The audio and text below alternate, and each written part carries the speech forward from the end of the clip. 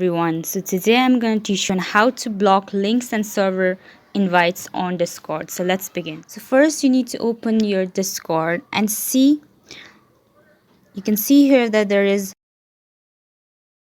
link here and you don't want the person to send you link. So what you're gonna do is you're gonna go to edit channel, then go to channel permission. After going to channel permission, go to everyone. You can see over here there's embed links across this, but you can still see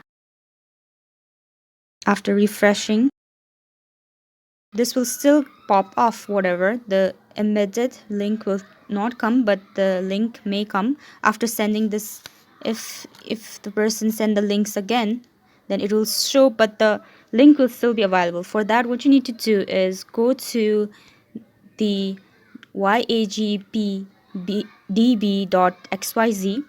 After going there, log in your account there. After logging to your account, you can go to tools and utilities. After going to tools and utilities, go to basic auto moderator.